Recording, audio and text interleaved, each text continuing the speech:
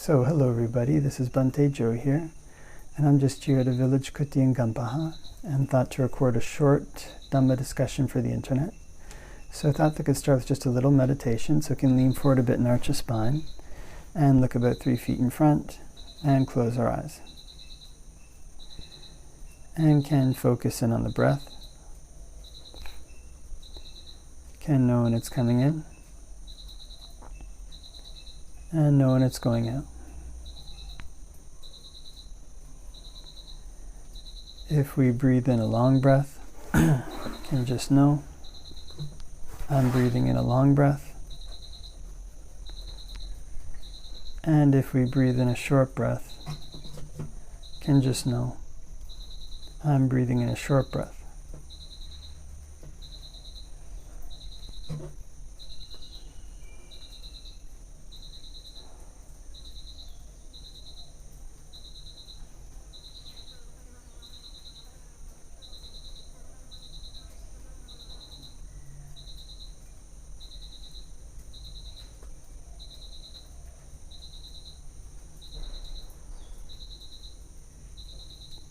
And can watch the breath at the tip of the nose.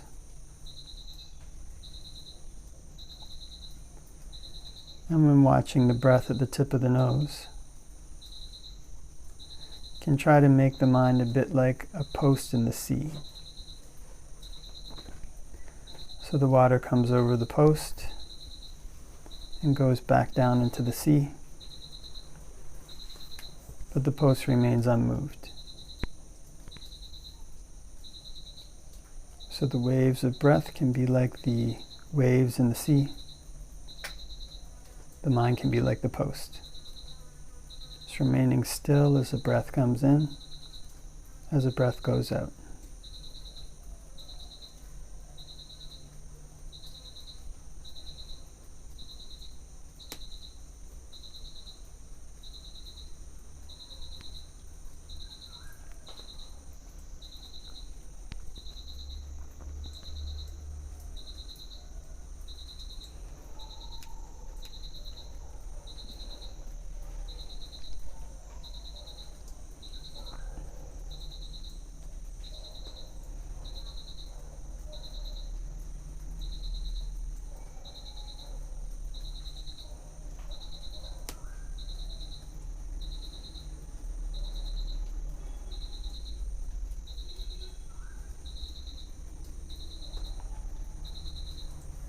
And we can shift our attention to the perception of impermanence.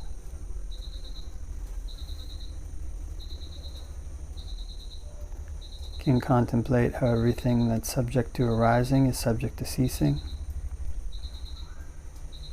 It's not me, it's not mine, and to cling to it is suffering.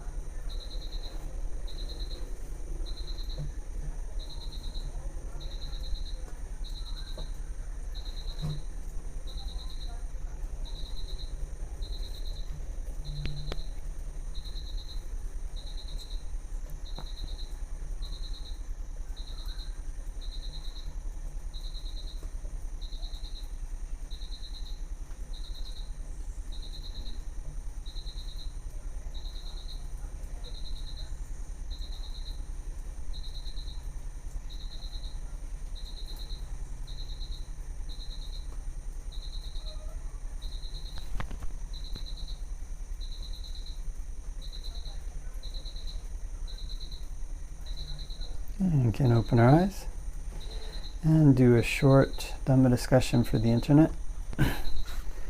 Namo tassa bhagavato arahato samma sambuddhassa.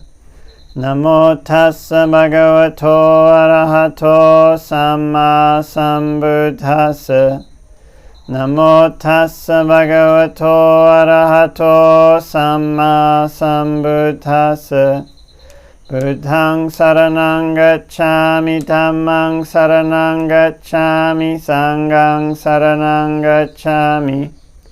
Titiyampi Buddhaṃ saranang gacchāmi, Dutiyampi Dhammāṃ saranang gacchāmi, Dutiyampi Sanghaṃ saranang gacchāmi. Tatiyampi Buddhaṃ saranang gacchāmi, Tatiyampi Dhammāṃ saranang gacchāmi, Tatiyampi Sanghaṃ saranang gacchāmi. So I hope that everybody's keeping well wherever it might be. And I was asked a question a few weeks ago now about sleepiness.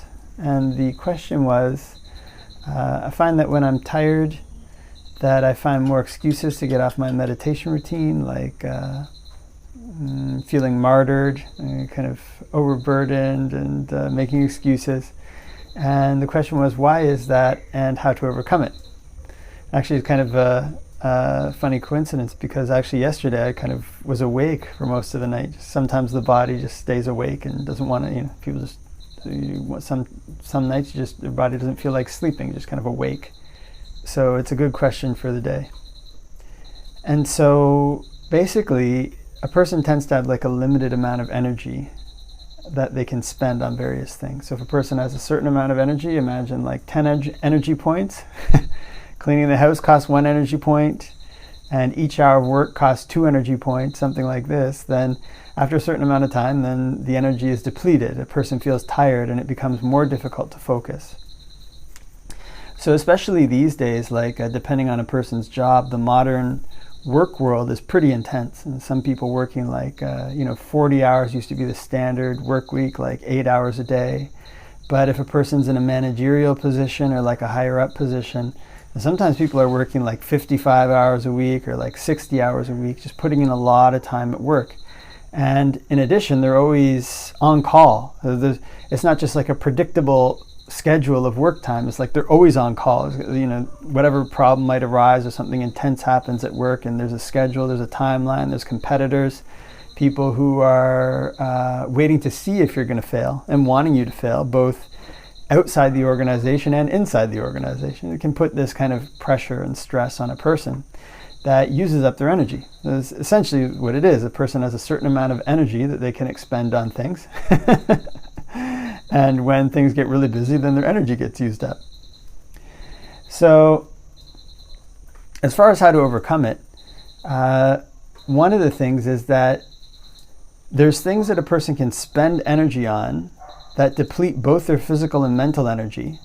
And there's things that a person can spend their energy on, but that will later lead to increases in physical and mental energy.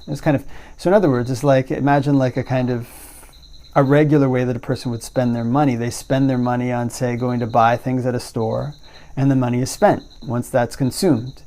But they can also invest their money. It uses the money up, but it gives back more in the long run. So meditation can be like this.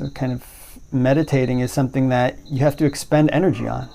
You expend energy to fight the bad qualities in your mind. You expend energy to sit down and try to control the mind so that it stays with just a single object. So both of these things, both of these ways of meditating, they expend energy. There's something that uses energy up.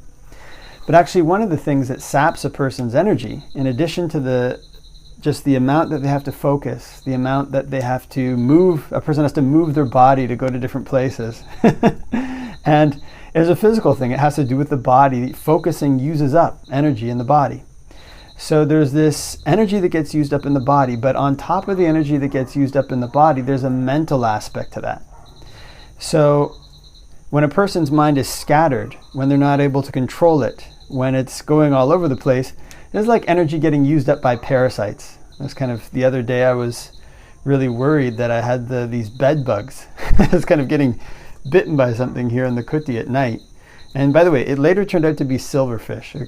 I know that I was looking on the internet, it says silverfish can't bite and these kind of things, but I basically went through and eliminated almost every other possibility, and there were these silverfish that were living in the cracks of this bed. So anyways, I put coffee all around, they went away. And these things are kind of parasitic. If you have a parasite like a bed bug or a silverfish or mosquitoes, they come in and they bite you and they sap your energy. And they kind of take your energy away. And in a similar way, when we have these thoughts that we can't control that are spinning out into things that are unproductive, not focused on the task at hand, not leading to greater mental states, these are things that are parasitic. They sap our mental energy, they sap our physical energy. And it's kind of, they're things that start at the mind, but that lead out to the body. And they can lead out even to a person, reacting physically, going and doing distracting things, eating junk food, various things that further sap a person's energy and provide a temporary relief from these thoughts that are quite parasitic. So when a person has a right understanding about meditation, meditation is actually something that's a bit more like investing rather than just spending and consuming. So rather than just spending the money at the store, getting a chocolate bar in return, one goes and takes the money and puts it in the bank. And one loses it for a period of time, but it comes back later. So when a person learns to train their mind to meditate, essentially what they're learning to do is to straighten their mind out and to direct it in such ways that it will lead to long-term happiness. Now, this long-term happiness that a person gets, in part, can come from learning to eliminate these thoughts which are parasitic. Now, the Buddha lists these 5 hindrances. And it's kind of the hindrance of having a person's mind run out to sensuality, or a person's mind running out to being tired, or a person's mind running out to worry and anxiety, a person's mind running out to doubt, these kind of various things, a person's mind running out to hatred. So when the mind goes out to these things, the energy of the mind gets sapped, and also the body gets sapped. And also one can sometimes go and react in these negative ways physically with one's body on the basis of these things. One can go and get angry and yell. One can have this strong desire for something that's not, like say for a food that's not appropriate, and go and eat the food. It saps one's strength. And one is just has this feeling of tiredness, but the body doesn't need rest, and one goes and sleeps for this excessive amount of hours. And it actually makes one more tired on waking up. I remember sometimes as a young man, I'd have this idea, I need this certain number of hours of sleep, and I would be scheduling this number of hours. And sometimes you feel like you wake up and you feel like you're fine and you wanted to go back to sleep, you go back to sleep and you would wake up more tired. So these 5 hindrances, these are things that actually sap mental energy. When one learns, at least initially, or trains one's mind to focus in so that it can stay with one object, one can eliminate temporarily a lot of these concerns. And it requires a certain basis. It requires a basis in sila and other things.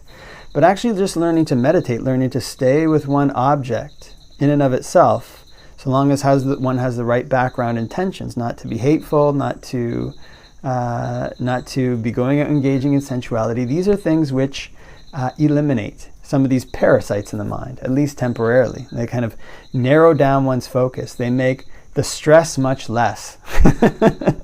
They make the anger much less. They make the hatred much less. Because a lot of these things can come from the proliferation that happens around worry.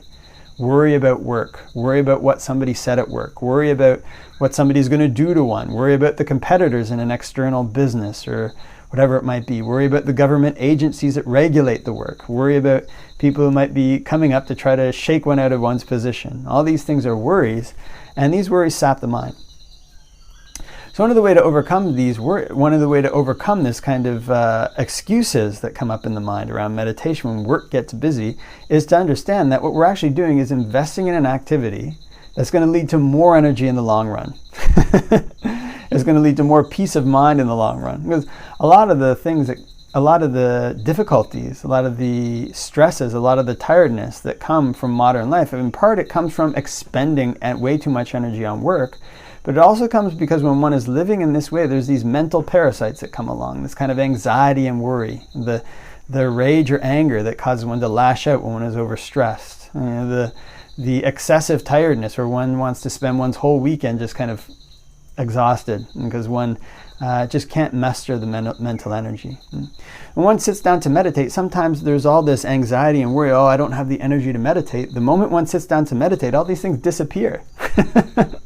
These kind of projections that come up in the mind were false about what was going to happen when one sat down to meditate.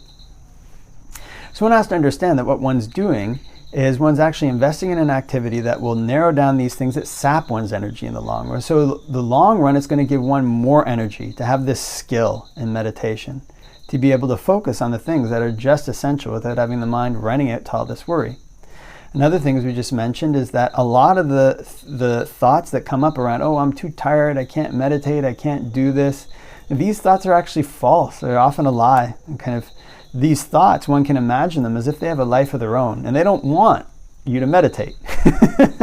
Oh, it's going to be too hard, and there's this projection in the mind. One sits down to meditate, and one thinking it's going to just totally waste one's energy, and it's better if one spends one time watching movies or whatever. And one sits down to meditate, the thought disappears. So in learning to focus one's mind on an object, it can be like investing money in the bank. The money will go for a bit, but it'll come back more. And when one does this over a longer period of time, then actually one gets more energy. One can get more energy to do these things. But of course, in addition, one wants to limit the amount of time. But if one is doing a really excessive amount of work, one might want to look at that. Is one a perfectionist? Is one, is one's job just too demanding that it's sapping one's energy and one's health? And is there a way that one can make it more manageable? So the other aspect of meditation is that one is using meditation to go out in one's life and see what it is that's causing one to suffer, where it is that one's building up these negative qualities in the mind, and where it is that one has strengths. And one wants to use the increased focus and clarity that one gets from meditating to see what it is in one's daily life that's actually unskillful, and then using meditation to eliminate that. And so we talked about how temporarily these focusing in on one object, you learning to use samatha can temporarily suppress the urges or whatever it might be for the extra cookie or for yelling or for whatever it might be. But if one wants to get rid of these things in a more stable way, then one has to use discernment. One has to observe how these defilements arise in one's mind in the course of one's daily life and what effect it actually has when one consumes them. One has to be there at the time that these defilements are coming up to see what it's like. What's the feeling of anger like? What happens when I do this? One has to really watch. I get stressed out from work and these things are happening and it's impacting my health. One has to use reason to really see how these things are going. Not necessarily just as an intellectual exercise where one is imagining in the future, although that can be useful. It's good to also be there in the present moment when these things are happening, so that we can see how negative they are. And as one is able to use meditation to gradually plane away the negative things, the negative qualities in one's life and the way they manifest in one's life, this gives one more energy too. And it stops these parasites from taking one's mind and sending it out into bodily action that drain and sap one's strength, that spend it on things that are unwholesome. So actually meditation, in terms of meditating, this is something that can give one more energy over the long term. So one has to reflect appropriately that the worries that one has about how much energy it's going to spend are probably false. So long as one can use samatha to learn to calm the mind, this is something that will give one's more energy in the short term and release one from a lot of the worries that are sapping one's mental energy. And also as one learns to use discernment to gradually plane away the way that these parasitic thoughts send the mind out to engage in bodily action, to engage in verbal action that actually contribute to this worry, create a vicious cycle. Around work, around how much one has to do, around the people that one's worried about, around the competitors that one's worried about, and the lashing out that one does when one is stressed because of these things, the distraction one does when one is stressed because of these things. When one learns to use discernment to eliminate these things, this gives one even more energy in the long run, and more mental peace, more physical peace. So both physically and mentally, one gains more energy from these activities. So one can reflect wisely in this way, both at the time one is thinking to meditate and when one goes out into the world. And finally, as just mentioned, one may want to consider if one is working a 60-hour work week or a 70-hour work week or whatever it may be, and there's just no time, and really one just has no physical resources left, one may want to consider one's lifestyle, because a lifestyle like that leaves very little time for mental cultivation. And at the end of one's life, one's work falls away, and that's it. One's left with one's mind, right? So this is the most important thing to cultivate. A person needs work to get money to live, But one also has to reflect wisely about what's going to happen in the future. There's going to be a time when one retires. There's going to be, how much money can one spend if one is working 70 or 80 hours a week anyways? This isn't even a very funny Dhamma talk, or a Dhamma talk that's kind of funny. Mentioning that the other day. If one's working 70 hours a week, one's making a lot of money, or 60 hours a week, one's making a lot of money. Where's the time to spend it? So one can reflect that way too. That this may be a lifestyle that's just too excessive. So in all these ways, meditation can be something that is a support for energy when one is tired at work, rather than something that's a detriment for it. So reflecting wisely, one can practice to eliminate one's unwholesome qualities, practice to make the mind calm so that one can get more energy and cultivate the mind, which is what's really important. Okay, so leave that for reflection, and wishing everybody all the blessings of Dhamma practice.